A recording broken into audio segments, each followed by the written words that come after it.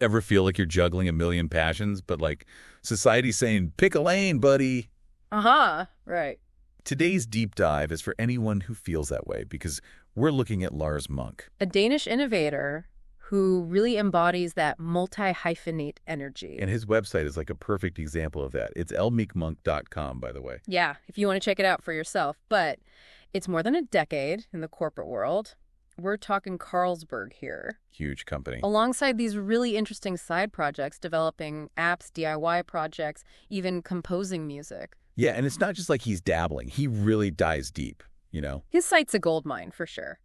And you can see this in his corporate experience, too.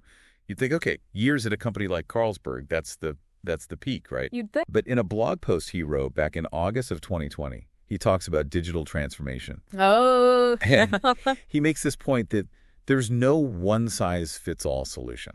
Interesting. Especially coming from someone so, entrenched in the corporate world. You expect, the playbook. Exactly. Yeah. It's refreshing. Yeah.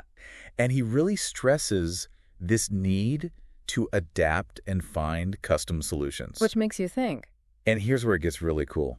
This same approach, you see it in all of Lars's projects. Totally. Like those apps he's developed, they're all about creative problem solving. Yeah, let's talk about those. So his first one, Do equals, just a unit converter app. Launched back in June of 2020. But Yeah. you might be thinking, a unit converter, what's so special about that? Right. Not exactly revolutionary. But for Lars, it wasn't about, making the next big thing. It was about using a tool, a simple tool, to master UI design. I can respect that. And he even breaks down all his design choices in a blog post that same month, June 2020. Everything. Color palettes, the fonts he used. Talk about dedication. He uses these projects to level up his skills, and he shares it all, which is so cool. For sure. It's like having a free masterclass. Exactly. And then there's Quack. He launched the first version in September 2020. I love the name, by the way, Quack. Catchy. So it lets people make and share these geocaching-style quizzes. Oh, like geocaching. Exactly. That's so fun. Have you ever been? I haven't, actually. You use your phone, get GPS coordinates, and you have to find these hidden containers. Sounds like a good time. It is. Sometimes they have little things inside you can trade. Oh, that's cool. Anyway, so Lars makes this app.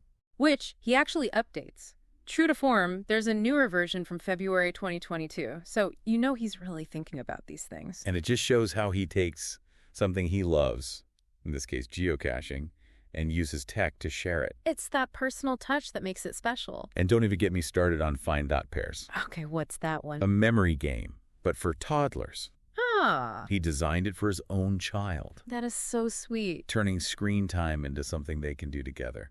I love that. What a great example of, incorporating tech into family time. It's really heartwarming. And it's Yeah. not just in the app design. Mm. The way he blends his technical know-how with his everyday life, it's so cool. Totally. And that's what makes the DIY project so interesting, I think. Oh, for sure. This is next level DIY, by the way. We're not talking like birdhouses and whatnot. Yeah. Haha. No.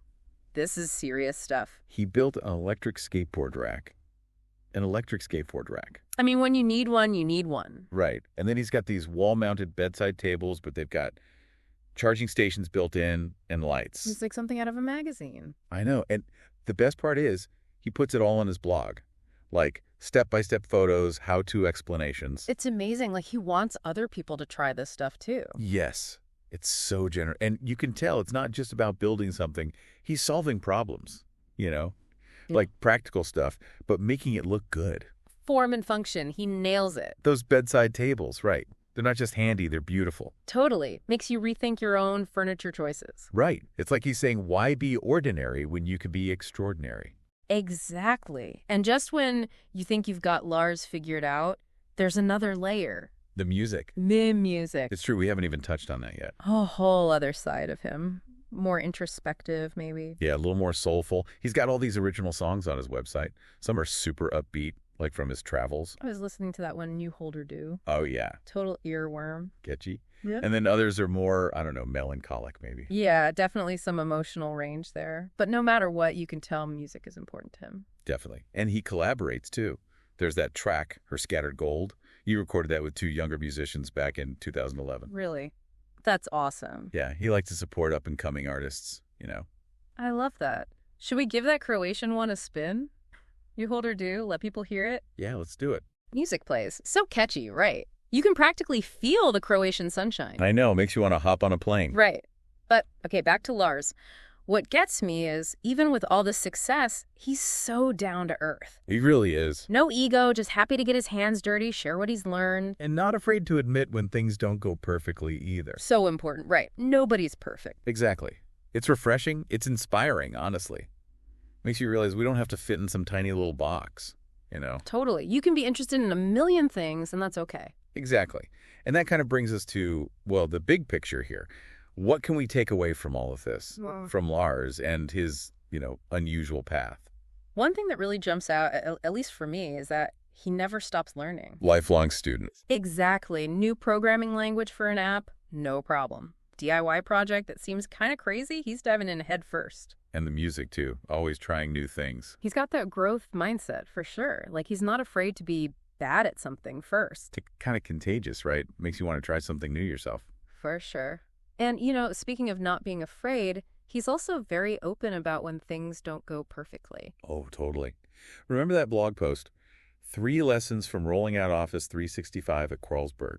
Classic. 2013, I think it was. Somewhere around that. I mean, how many executives are going to admit their big tech rollout had some hiccups? And publicly, too. Exactly. But he owns it. Says, here's what went wrong. Here's what I learned, which is honestly so valuable. Totally. You don't get that kind of honesty a lot. Nope. But it makes the point. Setbacks.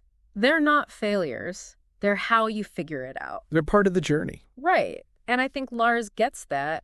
Real growth, it's pushing past those comfort zones, It's like he's saying, get a little uncomfortable. Yes, exactly. And it makes you wonder, what if we all lived our lives a little more like that? A little more curious, a little more willing to just try stuff?